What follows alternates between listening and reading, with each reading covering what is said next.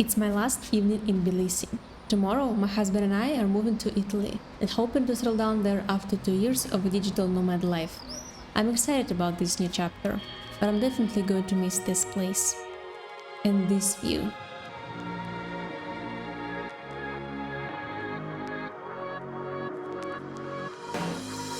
Before continuing the story, let me share a quick recap of our travels for more context.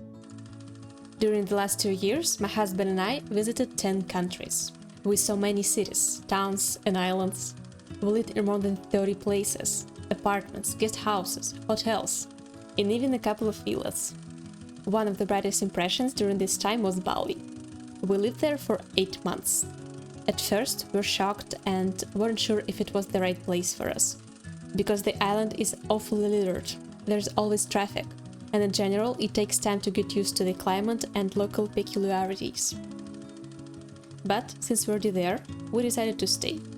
And eventually we got used to the place and had many memorable moments and impressions. Another big part of this time we spent in Georgia, also for 8 months.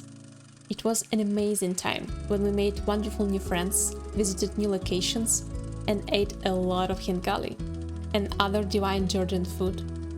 We also got married there, so it will always be a special place for us. Between Indonesia and Georgia, we also visited Armenia, traveled in Europe, spent 1 month in Turkey, and lived in Moldova for a few months. Yes, we definitely had countless impressions and life-changing experiences, but no matter how wonderful this time was, we were simply tired from the constant packing, searching for apartments, moving, settling into each new location, and generally spending a lot of energy, time, and money on this lifestyle. We were also combining all of this with full-time jobs, which didn't add any comfort to the situation.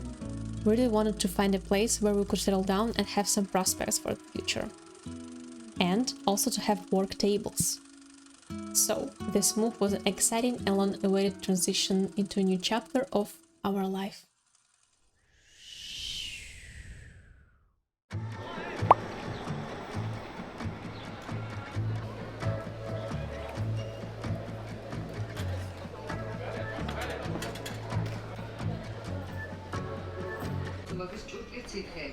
აეროზოლების და გელების.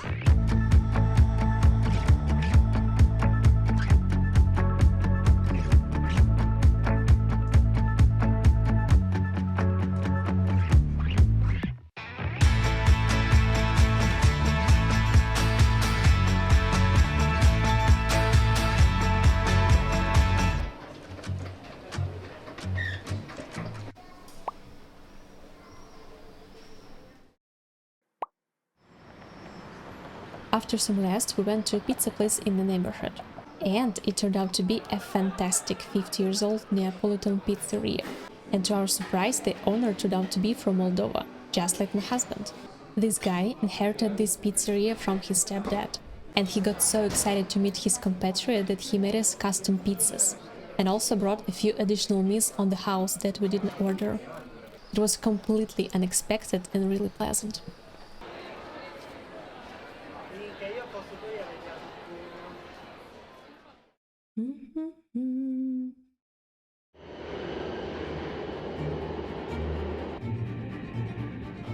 During the next few days, we were getting used to the place and exploring this city.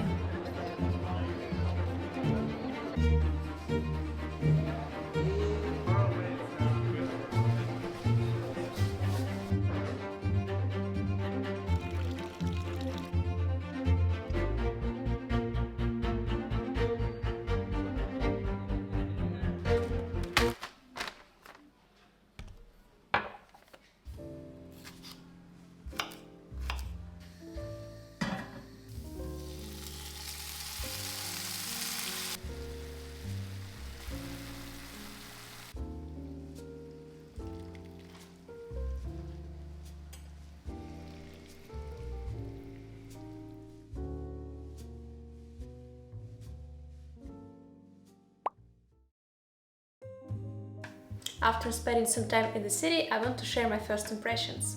Before we got here, a lot of people criticized our choice of location, particularly Milan, because this city considered to be business-centered, soulless, with high prices and a lot of unsafe neighborhoods. But for many reasons, we still wanted to try Milan. And honestly, I like the city even more than I expected. Of course, we need more time to be sure if it's the right place for us. But so far, my first impressions are quite positive. So let's start with the positive side. One of the main reasons why we chose Italy is food. Yes, it's that simple. I love to cook and I love to eat, and it's important for me to have access to high-quality groceries. And here, we have it all. Mostly, we eat at home, so I already tested a few supermarkets and local shops. I really like the diversity of choices. In the neighborhood, we also stumbled upon a local market that operates 2 days a week. Plus, we found a big Asian store filled with various goods, most of which we never tried, but really want to.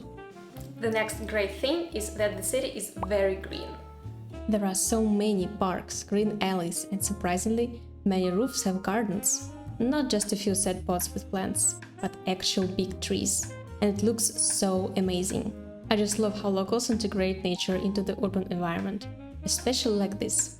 There are huge skyscrapers on the background. And here, a small marsh hen just living her slow, bound life. The city also has a distinctive architectural style, cozy streets, and unique atmosphere. There are so many architectural styles, but somehow they live in balance with each other. Of course, there are many chaotic and, in some cases, unsafe neighborhoods away from the downtown and its surroundings, but I haven't been there. Shopping. Yes, it's a consumeristic and capitalistic habit forced by marketing, but it's still very pleasant to be able to buy anything you want, anytime you want, from household items to clothing. And it's especially nice to have this opportunity after 2 years of nomadic life, when you're forced to fit all your life into one suitcase. If you want to buy something new, you must get rid of something that you already own. I missed this ability to buy things for myself and my home during our travels. So I'm glad to have this big diversity of choices available here in Milan. Plus, in many countries that I visited, there weren't many stores in general.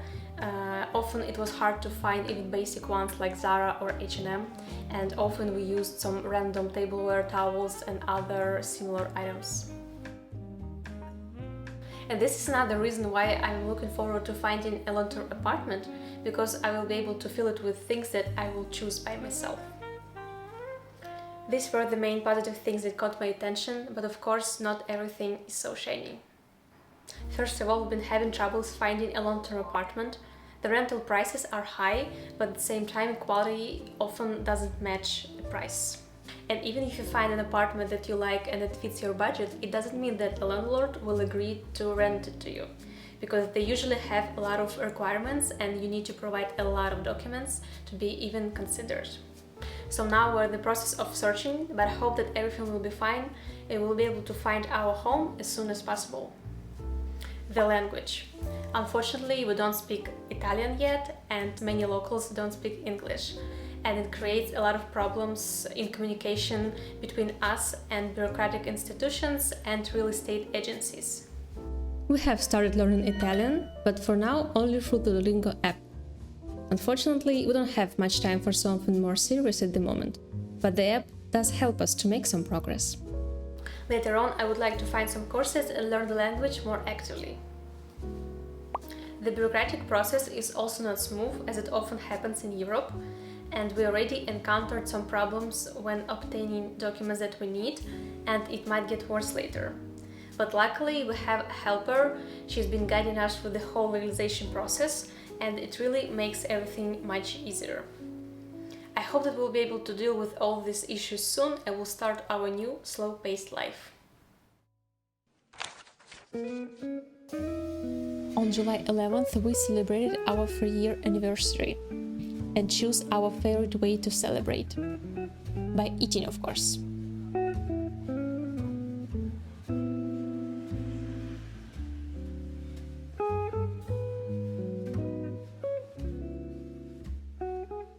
So that's how our first weeks in Milan went.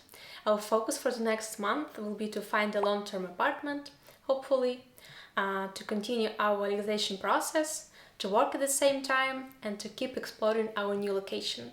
And even with all the things to do, I'm still super excited about this new chapter of our life. Thank you for watching and hopefully see you soon.